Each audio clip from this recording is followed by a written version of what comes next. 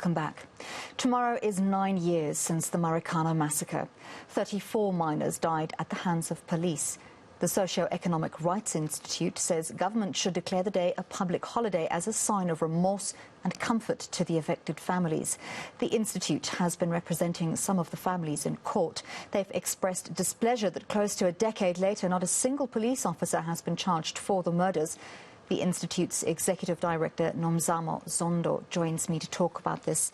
Nomzamo, thank you very much for your time this morning and for speaking to us. So we can understand that recognition, acknowledgement of what happened on a formal level from government would be very helpful and comforting to the families of those who were both injured and killed on that fateful day 9 years ago. However, we have had some form of verbal acknowledgement from different levels of government. Why would a public holiday specifically be so meaningful to these families?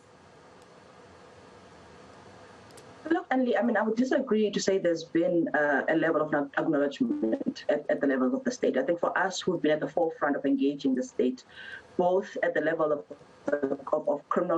getting criminal accountability and civil accountability for the massacre, we actually haven't seen that acknowledgement.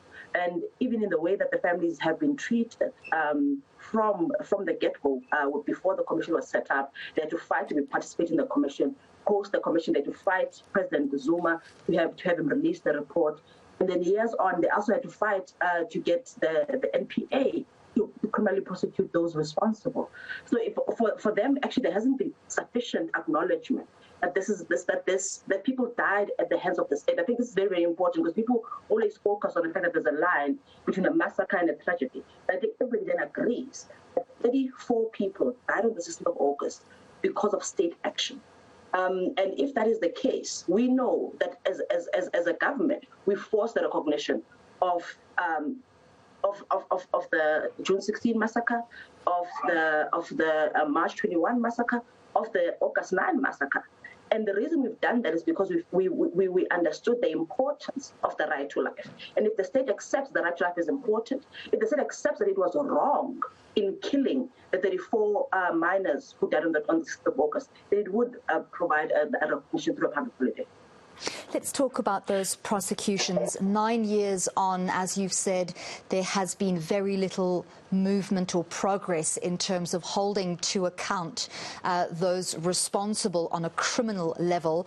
Why do you think that is, and where are we in terms of those prosecutions? Look, at the beginning, National Commissioner Riapiega encouraged a blue silence. She encouraged the police to close ranks by describing the Marikana massacre as the best of responsible policing. What that meant is that for police officers who felt that something wrong had happened, they didn't have a choice but to follow the SAPS line. So that's the first problem that we have. But we know that despite that, the team that is working with the NPA, the 3 advocates who are working on this case, have been able to secure witnesses who can speak on what happened, for instance, on the 13th of August and on the 16th of August. So as we sit now, we have been, as the representatives of the families and the families themselves, following the criminal prosecution of 6 police officers for the deaths that happened on the 13th of August.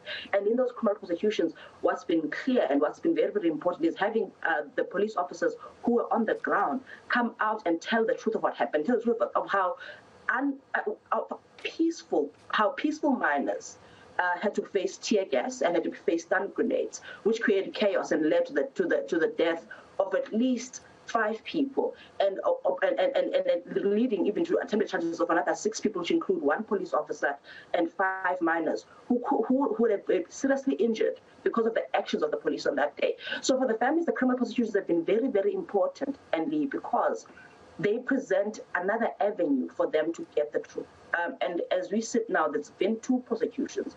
The prosecutions for the cover-up around when Mr. Sakhalala died, where after the commission, a year after the commission, we learned that actually Mr. Sakhalala didn't die in hospital, that he had died in the back of a police van with other miners who actually said someone is dying here.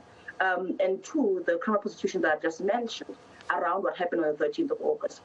The families, of course, are calling for the NPA to ensure that there are sufficient resources first of all, for the team that is working on the Marikana cases currently, but also for sufficient resources to actually join that team, to add to that team, so that they can start working on the criminal prosecutions for the 16th of August. Nomzamo, before I let you go, where are we with regards to compensation for these families? We know 9 years on, many of the people have lost their breadwinners. Those who were injured lost their livelihoods. How have they been compensated, if at all?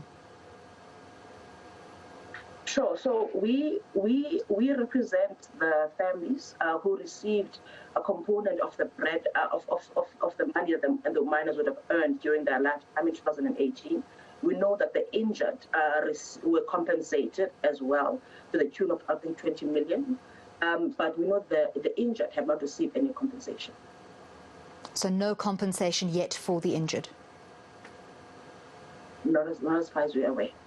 Oh, Nomzamo Zondo speaking to us there about the Marikana massacre. Tomorrow it is 9 years since that massacre happened, and Nomzamo Zondo is the Socio-Economic Rights Institute Executive Director.